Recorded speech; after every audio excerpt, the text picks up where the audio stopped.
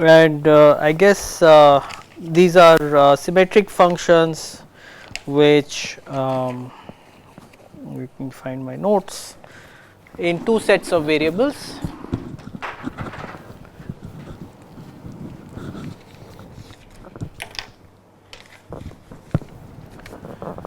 F, and then there are two sets of variables. We write it like this: they are symmetric in x, symmetric in y. So this x just signifies x1, x2 and so on, this signifies y1, y2 and so on. And then if you put y1 equal to minus x1, then the dependence on x1 and y1 goes away.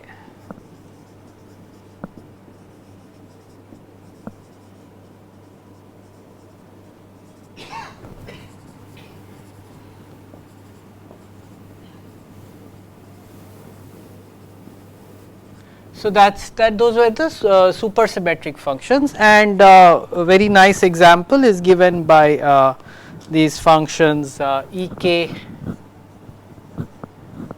xy, which is summation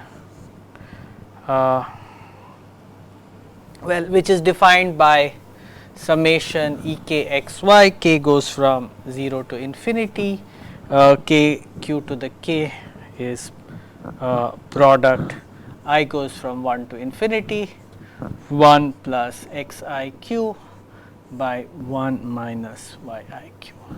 So you see, if you put x1 equals minus y1, then these first terms will cancel out. And so these are the elementary symmetric functions, and then you using a 2D type determinant, you can define the Schur, super-Schur function. So S. So what does H stand for? Hook, hook. So they are also called hook-Schur functions, and Hs lambda xy is defined as the determinant of E lambda prime I minus I plus j.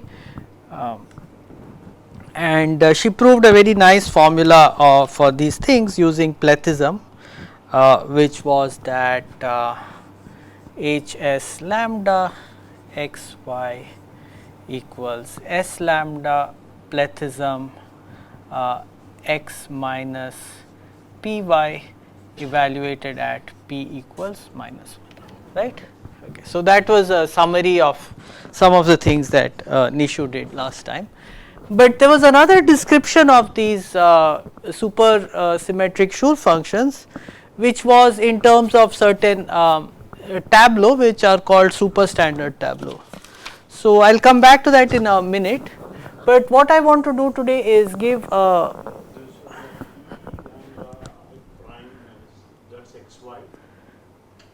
yeah, this is in xy.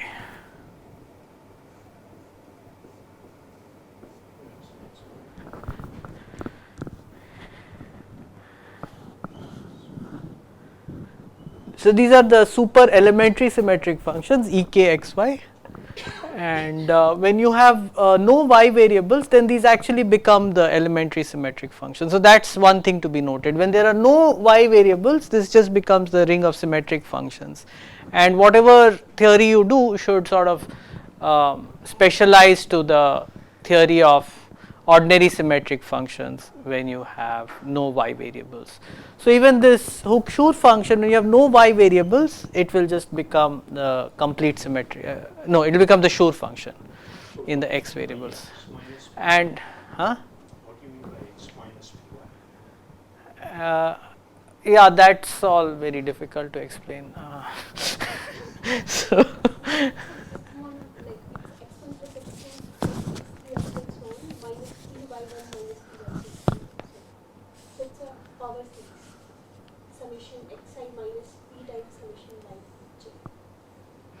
no, but let us not go into that, because I think yeah. So it is something defined axiomatically by axioms of Plethism, which we need to write down clearly. Yeah. Maybe we will discuss that another day. I really, because we started this last time and it sort of, yeah. Huh? But she explained what it means sort of, but anyway it's not going to play much of a role in today's lecture, so let's leave it at that. There's another thing, I think Nishu, correct me if I'm wrong, so there's an omega on this, right, and omega s lambda of xy is yx.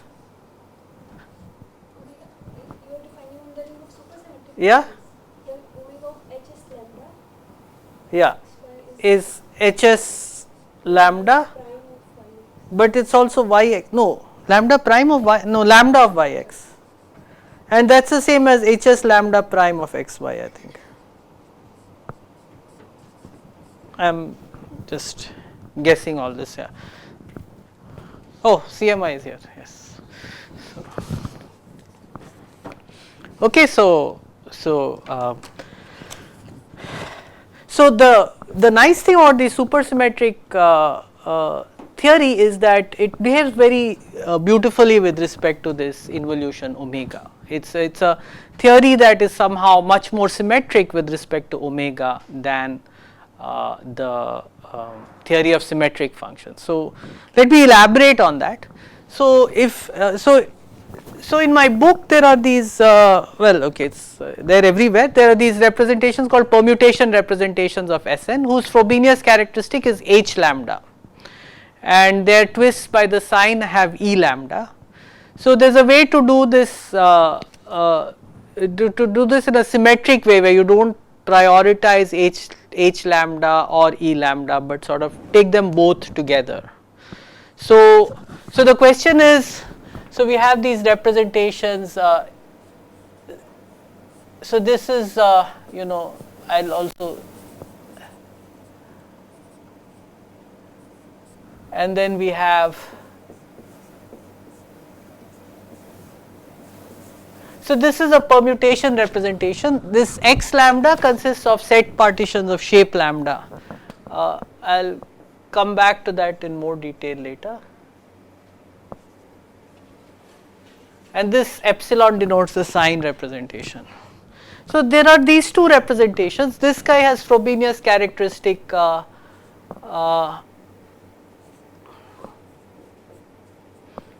h lambda. This has Frobenius characteristic E mu. So these are often called U lambda. And so what I want to do, it's very natural to kind of try to mix these up and get a representation whose Frobenius characteristic will be h lambda times E mu. So the obvious thing to do that, so I'll just introduce some notation. N denotes non-negative integers. N will be broken up into a sum k plus L, and D will be written as R plus S. So this, in Schur duality, this N is the Cn and this D is the Sd. So the GLN and Sd. So both of them are broken up, and we look at mu to be an integer vector mu1 up to mu k. So this is, sorry, mu k, no, mu, damn it.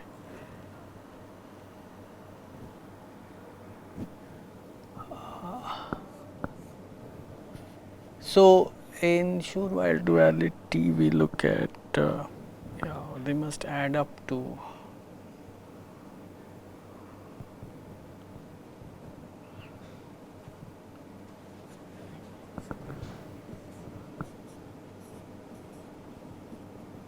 nu s, this is in n to the s. So these are just integer vectors, or you can think of them as weak compositions, and we'll have the property that the sum of the entries of mu is k, the sum of entries of nu is s. KL, yeah, right. And so we'll define now this representation which we want. it should have Frobenius characteristic H lambda E H mu E nu. So I'll call it U mu nu is int S R cross S S to S D, and then on the S R you take just the representation C x mu, and on the S S, so this is a tensor product, but it is not the Kronecker tensor product, it gives a representation of the product group.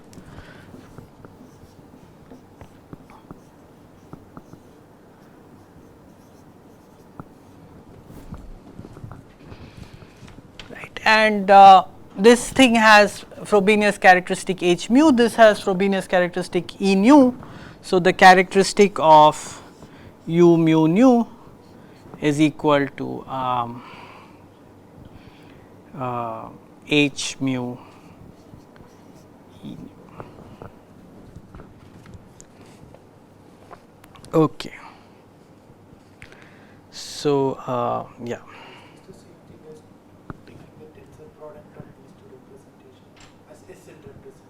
No.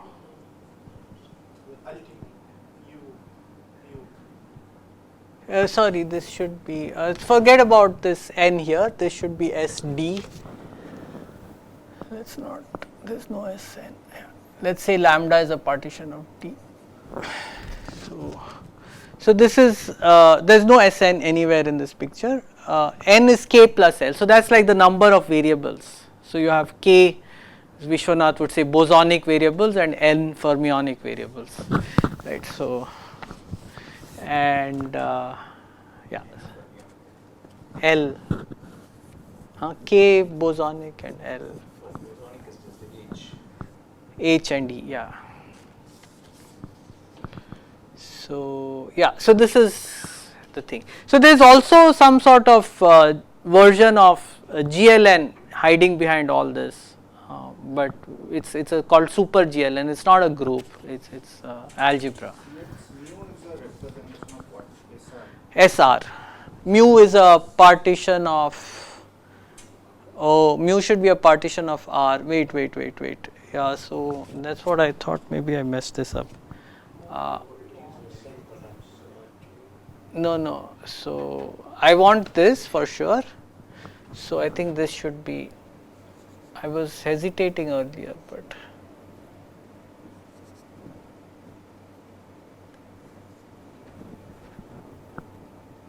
Sorry. Yeah, that makes more sense. But it is now a composition. What? Okay. Yeah. So let me explain what this x mu is. It's all set partitions S1 union Sk, which should be a set partition of the set R.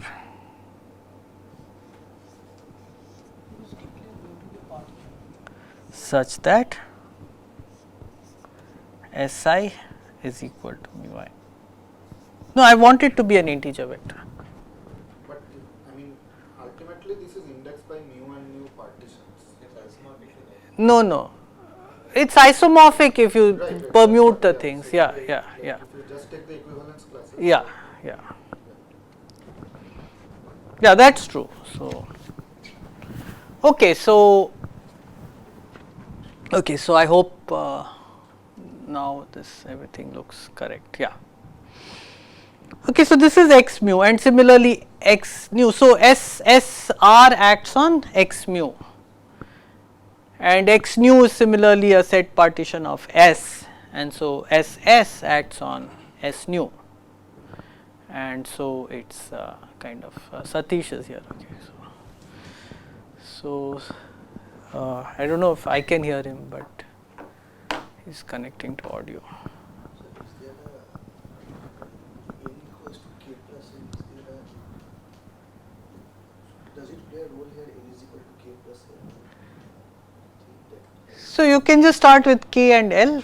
Yeah, it doesn't matter. N is the sum. Yeah. So I Satish just joined. So maybe I'll just say what I was doing. So we just started, so this is, you can ignore everything but just start from here. So we have two integer vectors, mu and nu. Mu is sums to r, nu sums to s, and we construct a representation whose Frobenius characteristic is h mu e nu. So somehow you construct this representation whose Frobenius character is h mu e nu. So that's all we have done till now. Okay. So so now the question is, how does this decompose into irreducible? So what is the analog of Young's rule? Right. So remember Young's rule.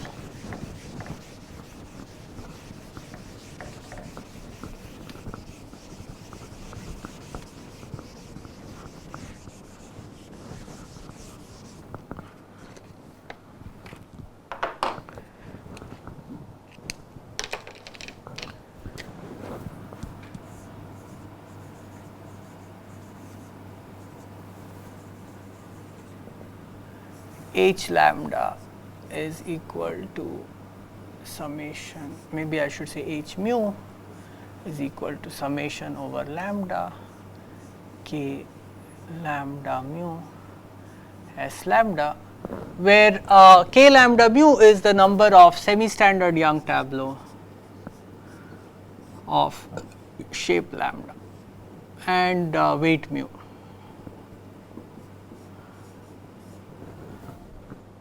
Right. So here is the question, what is h mu e nu? So what are these coefficients? Now we are only working in ordinary symmetric functions.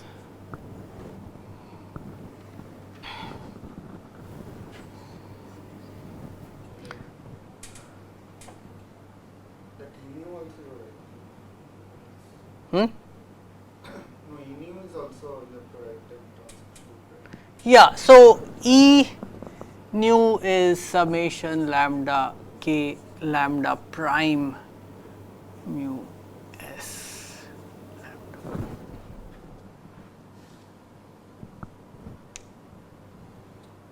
So what is this? So that if you ask this question, the answer comes, the notion of a super standard tableau comes about very naturally.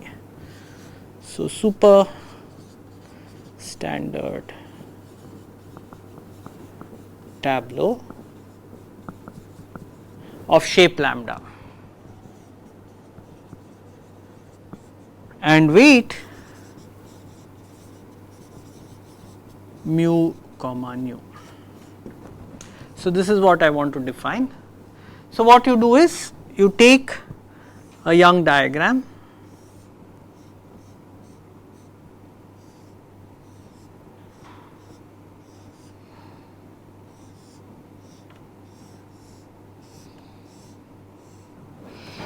and you fill it with letters.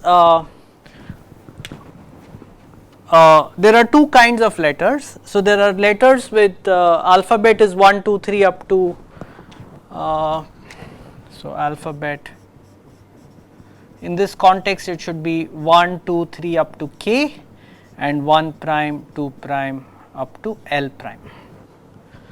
So here let me give you an example. So you can do 1, 1, 2, 2, 2, 3, 4, 6. So this is the unprimed letters. It is just a semi-standard tableau, and then the skew shape that's left, you make it a row strict tableau. So you put you can do this 1, 1, 1, 1 prime, 1 prime, 1 prime, 2 prime, let's say 2 prime, and then 1 prime, 4 prime. So this is a super standard tableau. So the rules are, you have 1 less than 2 less than 3 less than k less than 1 prime less than 2 prime less than L prime, weakly increasing along rows and columns,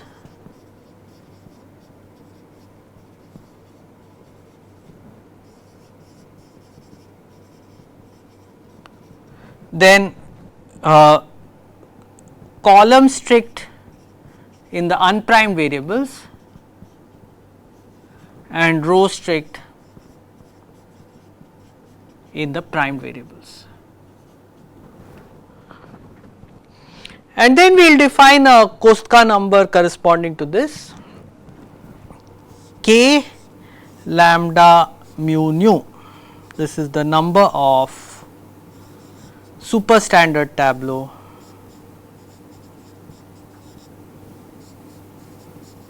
of shape lambda and weight mu nu. So, now you see that if nu is trivial, then this is just k lambda mu, and if nu is trivial, this is k lambda prime nu, because we have changed column strict to row strict, right. So, let me write that down maybe. So,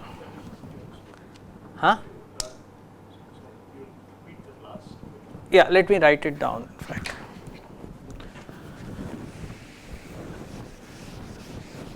So, k lambda mu mt is the ordinary Kostka k lambda mu, k lambda mt nu is k lambda prime. So, it gives a symmetric thing, it includes both k lambda and k lambda prime as special cases.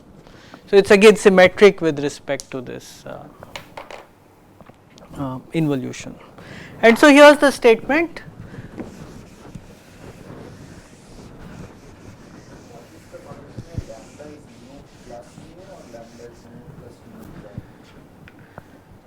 What? So for k lambda mu nu, 1. Huh?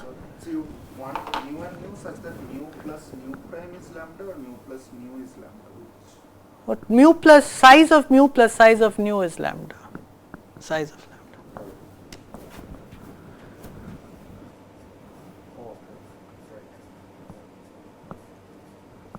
And this one was R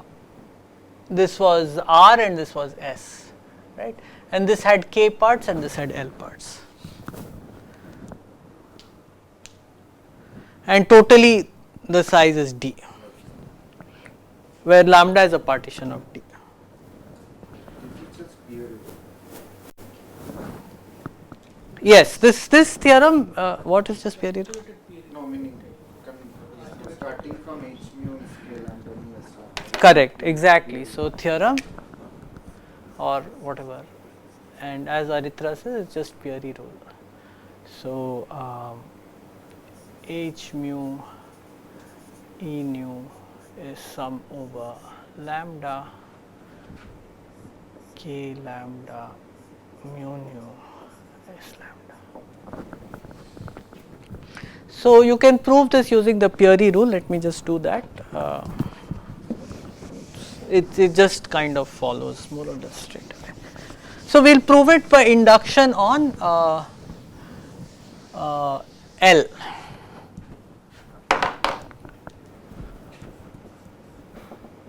L is the number of parts of nu.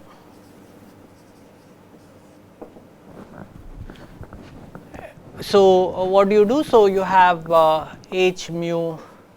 So, let us say nu tilde equals nu 1 up to nu L minus 1. Then h mu e nu tilde is summation over lambda k lambda mu nu tilde s lambda.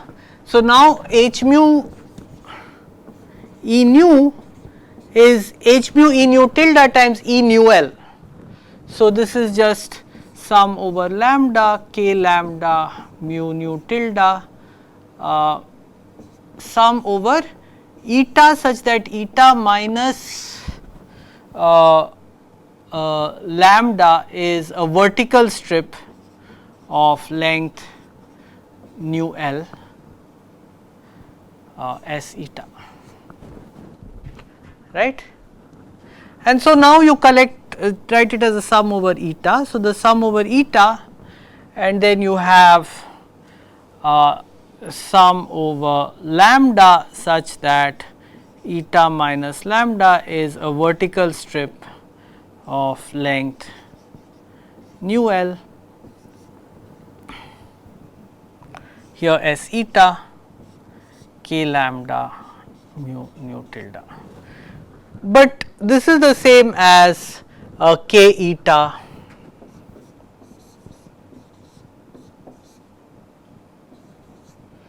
mu nu S eta, just because if you have a lambda such that eta, if eta minus lambda is a vertical strip, you just put L prime in all those new boxes, and that will give you a semi standard Young tableau of shape eta with weight mu nu.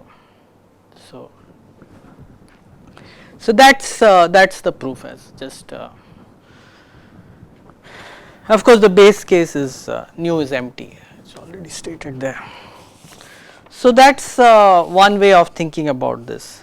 And so now you can define, as in Mathes's book, you can define the super-Schur algebra in analogy with the way he defines the Schur algebra. So how do you define the Schur algebra? S and D is usually defined to be end of SD, direct sum of lambda belongs to n to the n, size of lambda equals d c of x, let us just say mu. Okay. So this is the definition of the Schur algebra, one of the definitions of the Schur algebra. Right. So we can do the same thing and define the super-Schur algebra.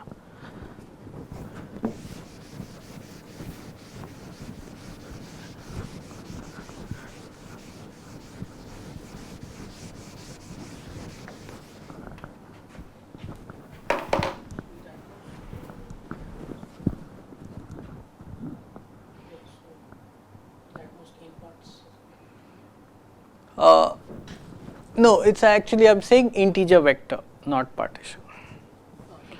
Yeah. So the another definition is partitions with at most n parts. Those two rings are Morita equivalent but not isomorphic.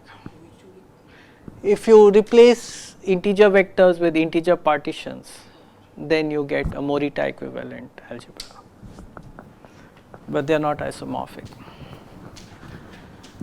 So that's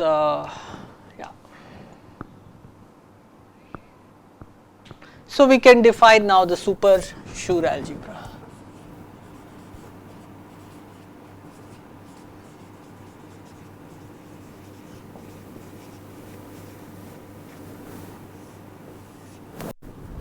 S K L D is end S T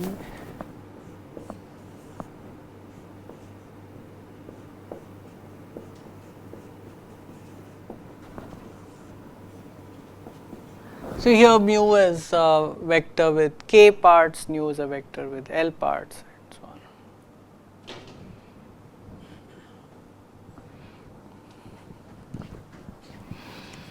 So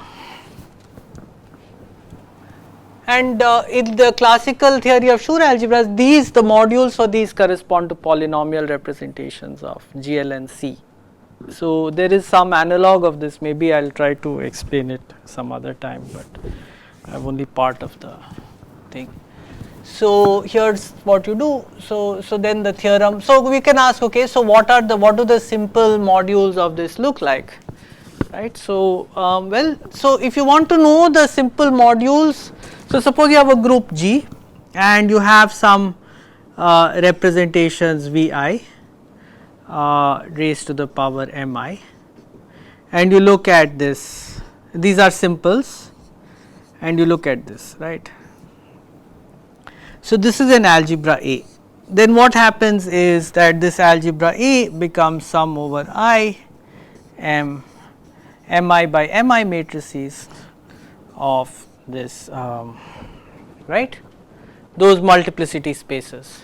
And so what that means is that the irreducible representations of A are actually c to the power mi. So, if you write wi to be c to the power mi, and by that I mean this, the c to the power mi that is here, then these are the simple A modules. So, what you get is that the A modules are in bijection with the simple modules which are in the decomposition, and the dimension of the simple module is simple A module is the multiplicity of the irreducible G representation. So, just apply the same principle here. So, what you have to figure out is what are the simple what are the representations of SD which occur in K mu nu. Okay, I have a question, I do not know if Nishu figured it out or not. So, there is one more statement that K lambda mu is positive if and only if lambda is greater than or equal to mu in the dominance order. So, I was not sure what the exact statement here is.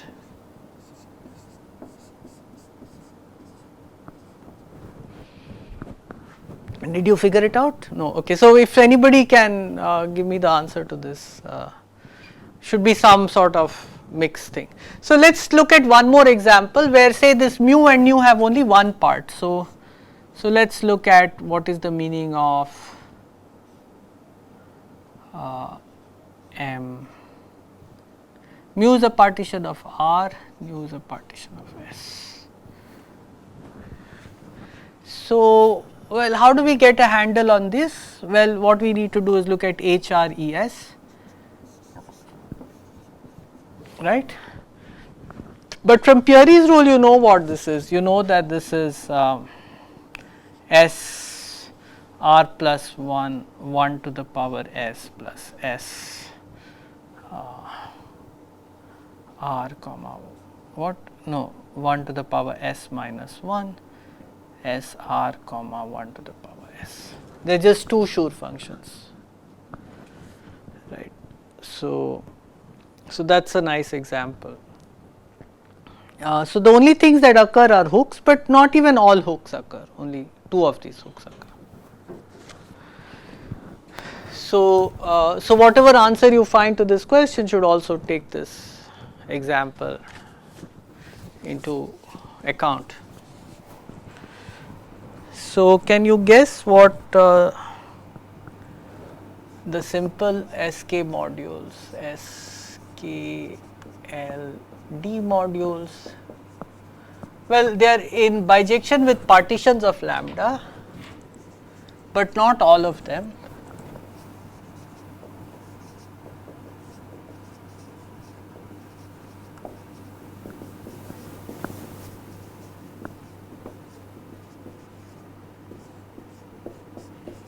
Such that lambda k plus 1 less than or equal to L.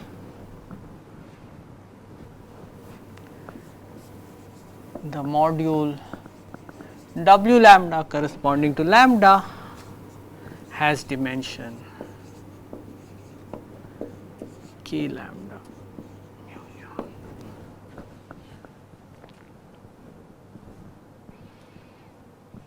So, this is only just following from figuring out these decompositions. So, we already know that it should have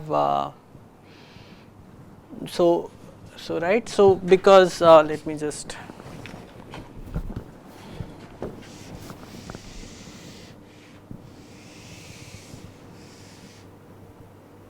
oh no, sorry, sum over all mu nu.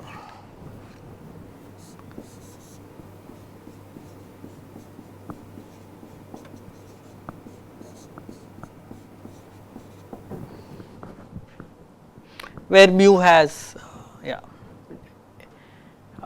k parts and nu has L parts.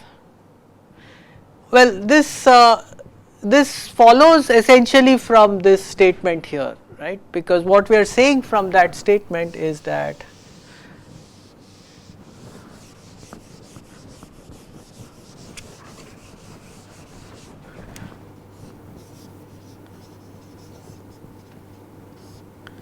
U mu nu has decomposition as a representation of ST has decomposition k lambda mu nu S lambda.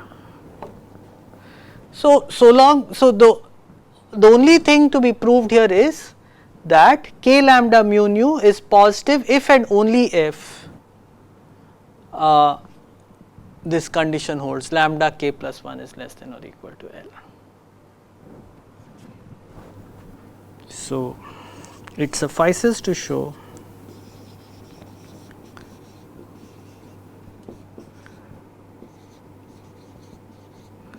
that there exists mu nu such that, show that given lambda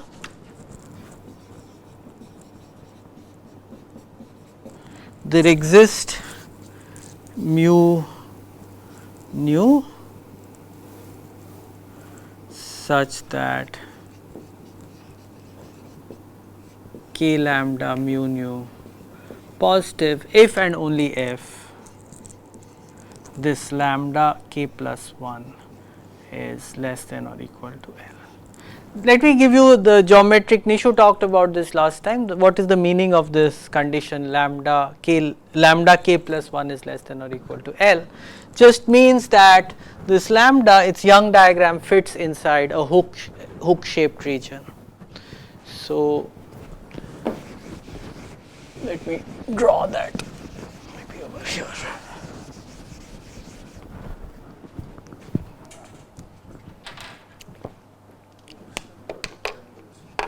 Hook shaped region.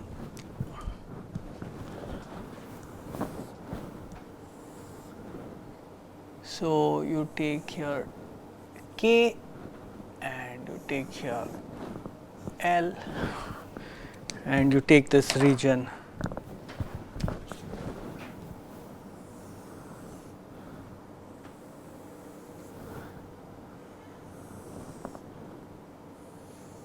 So what is lambda k plus 1? This is lambda k plus 1, right? And you are saying that lambda k plus 1 is less than or equal to L. So for lambda 1, lambda 2 up to lambda L we have no restriction, but after this all these columns should be inside, should have at most, all these rows should have at most L columns. So we are saying that this Young diagram, whatever it is, sits inside this hook shaped region.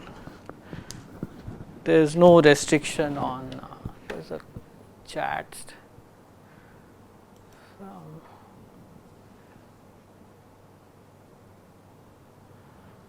So Satish says one could think of H mu E nu as a skew Schur, is that right?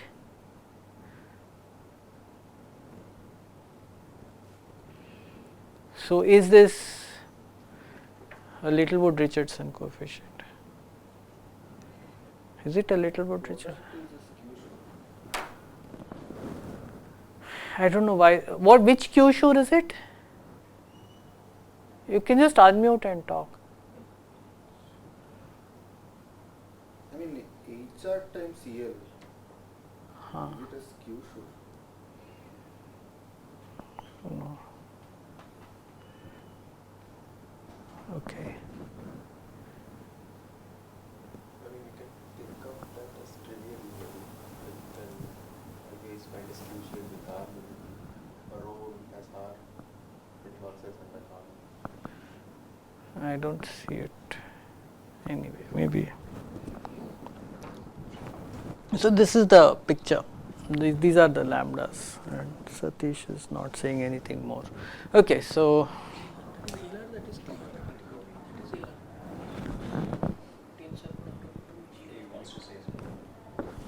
Oh yeah, yeah. Do I have to unmute him or something? Oh, then what's the use of raising his hand? Oh, wait.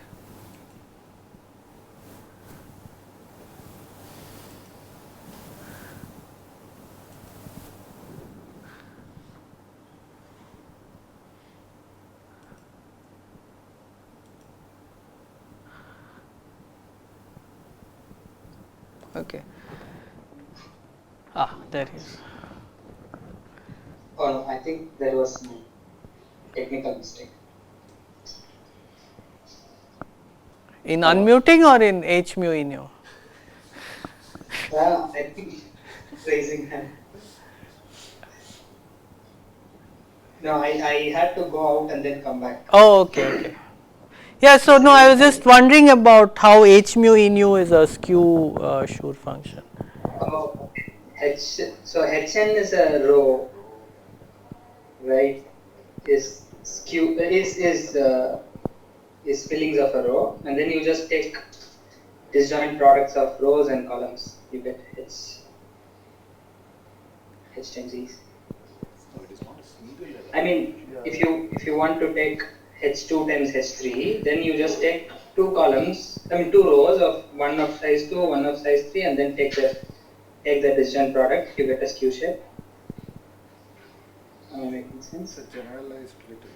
Yeah, everything is a generalized little word, right? Because H and E are Schur functions, HK and EL are Schur functions. So, yeah. Right. Yeah. Right. Oh. What is it? Just little. No, he just wants you take disjoint rows. Take Yeah, got it, yeah. like that, disjoint rows and then Disjoint column, multiply them all. Yes, it's that way it's a product of many Schur functions. No, but then if you think of that overall thing. It's one skew Schur function. Huh? Think of that overall thing as a single shape. So what he's saying is I will take like this. Right.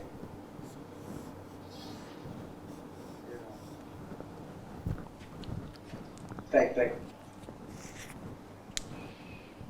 Is that right? Yeah. Right. Then tableau on this is just you can independently fill each other. But for not for E nu. So E nu I is not a Schur function. It is E of a column, E of a column, not of a row. but it's still a Schur function, right? It's S of a column. Yeah, then So these things are, these vertical things are there.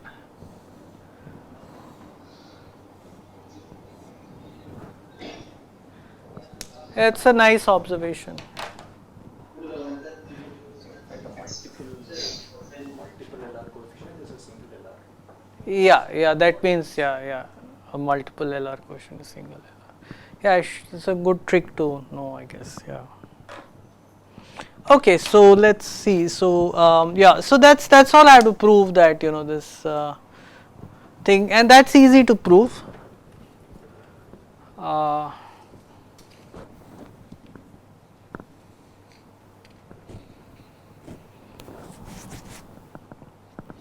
So firstly, so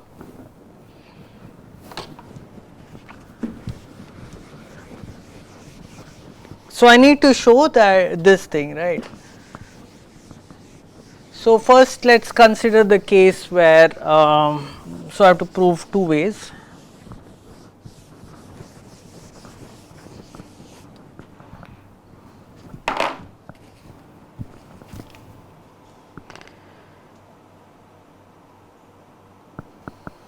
So firstly, suppose k lambda mu nu is greater than 0, then I want to claim that lambda k, now look at the k plus first row here, right? So all the elements 1 to k will go into the first k rows, because it's a semi-standard Young tableau, and the alphabet 1 to k, the columns are strictly increasing. So all the i's are in the first I rows. So all the numbers 1 to k go in the first k rows. So the numbers from 1 prime to L prime, they will start, they will, so the only numbers in this L plus 1th row are the numbers 1 prime to L prime, nothing else is allowed, right? But that has to be strictly increasing.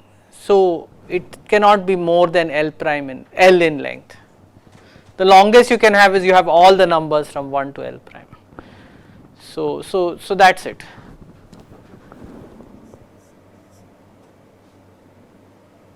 Okay, so I don't know if I should write anything, because L plus K plus first row has 1 prime to L prime strictly increasing.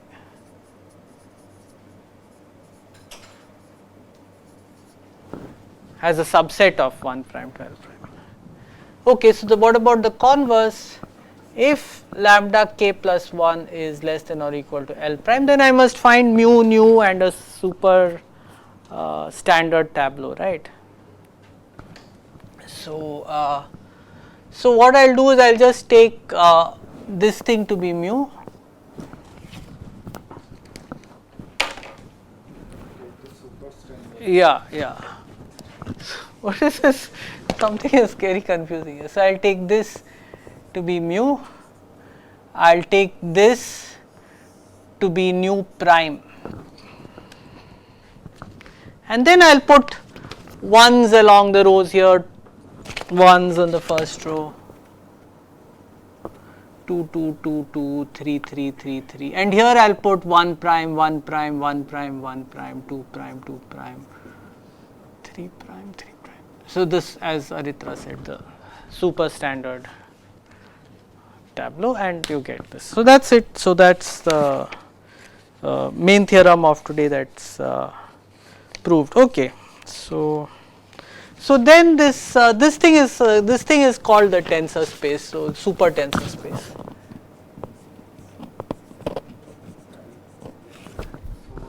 said if k lambda mu nu greater than 0, Huh. then lambda k plus 1 less equal to L prime. Yeah. And if lambda k plus 1 less equal to L prime, Huh. then you are constructing a. Yeah. So what you can do is you just take mu to be this. Since mu has at most k rows. Oh, so you're selecting a mu. Yeah. I'm taking mu to be everything in this part. Right. So, okay. Yeah. You could do it another way. You could take nu prime to be everything in this part, and mu to be what is to the right. Right. So the other direction is there Yeah, exists a yeah. mu and mu such that. Yeah. So my main question is, what is the positivity condition for this super standard Koska coefficients? Okay. So yeah, then I have some other stuff which is kind of speculative. Yeah, okay. Oh yeah, no, but there's one more thing which I can say. This TKLT, that is it the same thing that you were talking about? Yeah, so let's come to that. So there's an alternative description of this tensor space. Last tail part you take the sign. So for that I need to just explain this notion of twisted permutation representation. So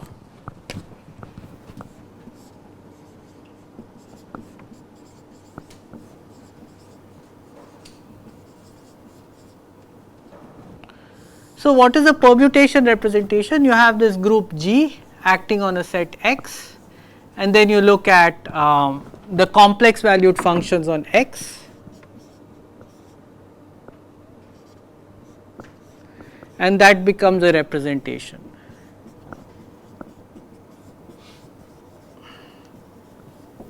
Now what you can do is you can try to twist this action by some scalar. So what you want to do is you want to put some scalar alpha gx over here.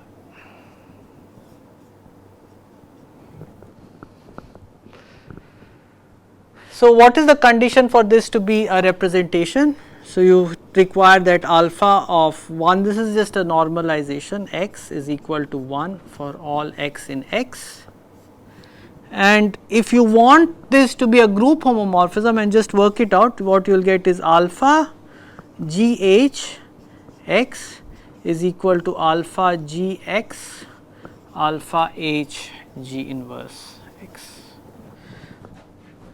So I will call such a function a twist. So alpha is just a function from g cross x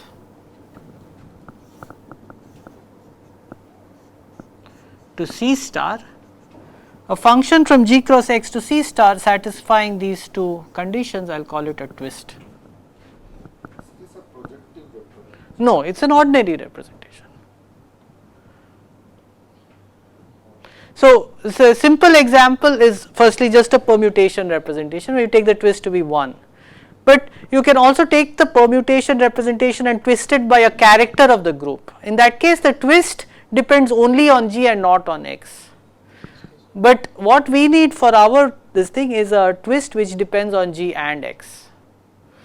So, and this is leads us to the definition of this tensor space, which is in Berel and Regev's paper. So, Technically, X equal to G itself. The Lefferts action. mm. The second condition, is it the same as the two co-cycle condition? Probably, yeah. Maybe I'm not sure. So then that becomes you get a twisted, you get a representation of G, you get what is called the twisted group algebra or something maybe, but I am not sure. Okay, so you can work it out. Is there a name for this alpha? I called it a twist. I am sure there is, yeah. So, yeah, I was tempted to call it a co-cycle, but then I thought it will cause confusion. So I just called it a twist. So this looks like a co-cycle. What is that? One co-cycle condition, right? Two co-cycle. Okay. Something. Now that would imply it is projective representation. No, but this is an ordinary representation. Let's Yeah, I mean one can think about this. So now the thing is, so we will call this representation twisted representation Cx alpha, twisted permutation representation.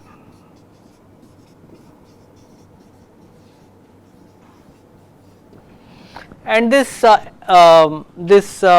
u mu nu is actually a twisted permutation representation.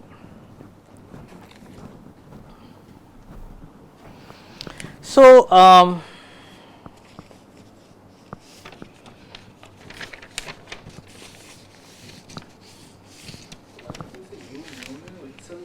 twisted permutation representation. Yeah, I will tell you. So, let us do an example.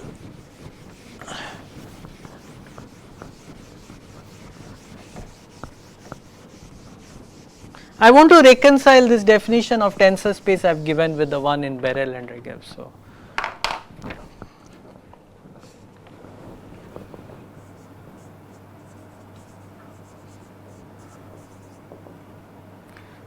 X mu nu equals set partitions S1 union S. Remember, mu had k parts and nu had L parts,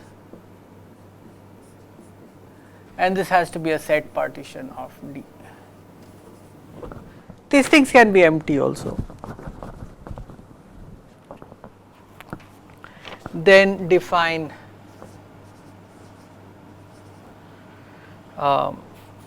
epsilon g x. This is going to be my twist to be minus 1 raised to inv gx, where inv gx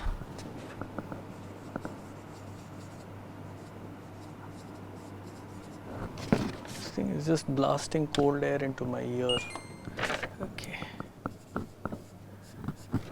is equal to the number of 1 less than or equal to p less than q less than or equal to d, such that gp is greater than gq. So, firstly it is an inversion in the usual sense, and the other condition is that p belongs to t, p and q belong to the t part.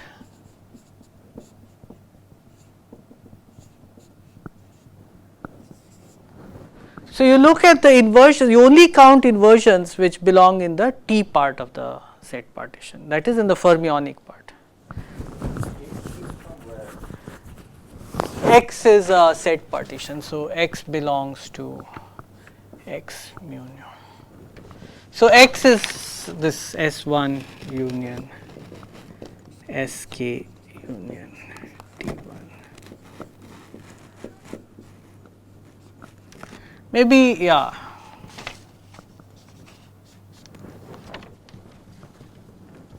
So these, if you only count those inversions which belong to the T part.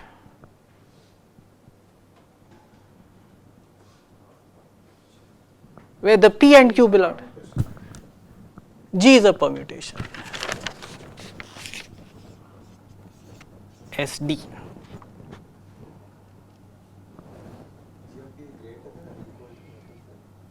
G of P is greater than G of Q. P is less than Q, but G of Q is greater than G of Q. So it's inverting. But both P and Q have to come from the T sets. So the partition itself is not playing very big role in the actual. No, it's not. Yeah, it's just the only role it's playing is it's classifying the elements 1 to D into 2 colors or something. Yeah, or into bosonic and fermionic. So that's yeah. I didn't. Okay, so then you can define this.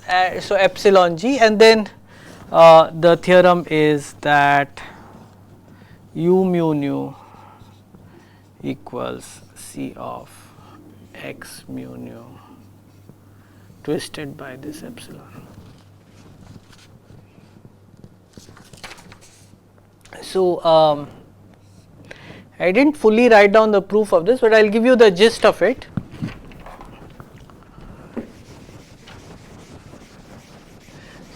So I apologize for not giving references. I was just trying to work it out without looking at references, but Nishu has given me some references, and I found a lot of very nice papers on super RSK and various models using matrix ball property and this and that. So it's with symmetry and all that. So but you know, but I just wanted to do it in this way.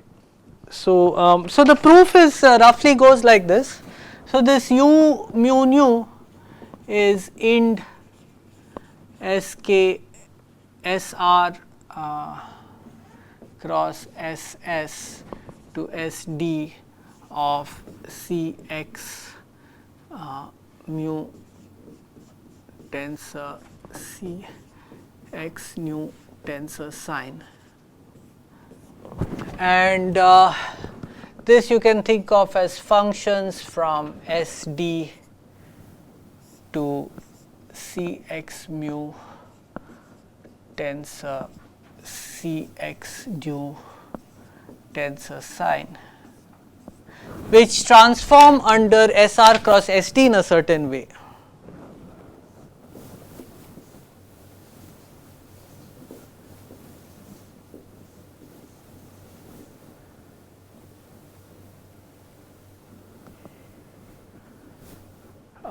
Whatever the representation H of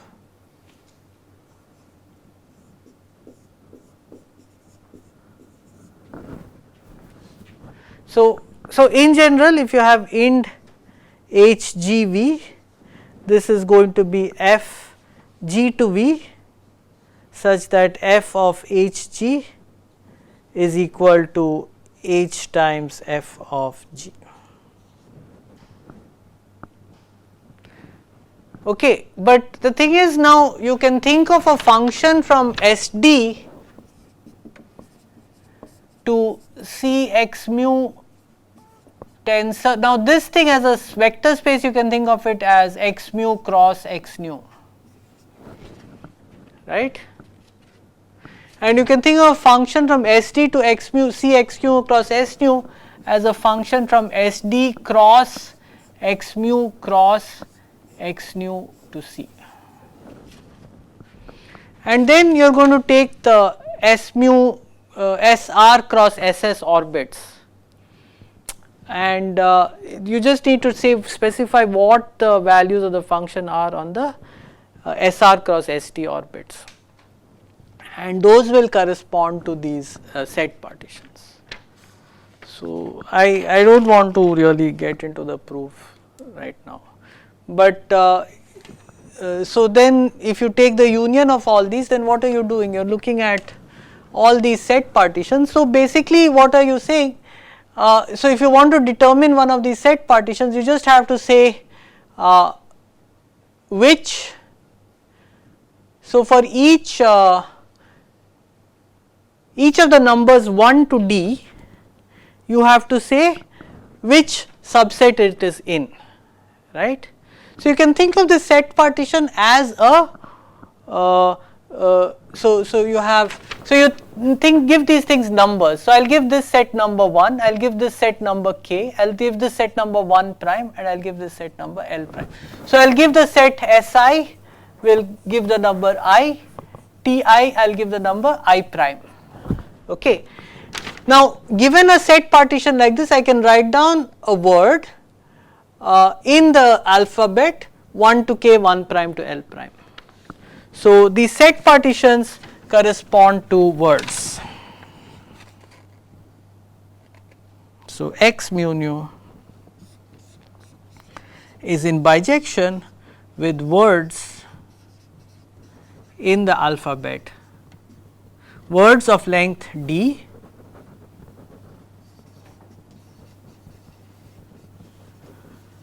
in the alphabet 1 to k, 1 prime to L prime, right. And the condition is that just that the letter I occurs mu I times and the letter I prime occurs nu I times, where I occurs mu I times and I prime occurs nu I times. And this is exactly the description of the tensor space, the super tensor space in Borel and Regev. So they define the super tensor space as the space of all words, and then they give a twisted representation of it in terms of the sign. Now these letters are actually 1 to it's a word of length d, so the positions are 1 to d, and ST acts by permuting these positions, and you just look at the inversions involving the positions with the primed letters, and that is the definition of tensor space in Borel and Regev. Alright, so that's all I'll say today. So there's some relation to matrix representations and so on.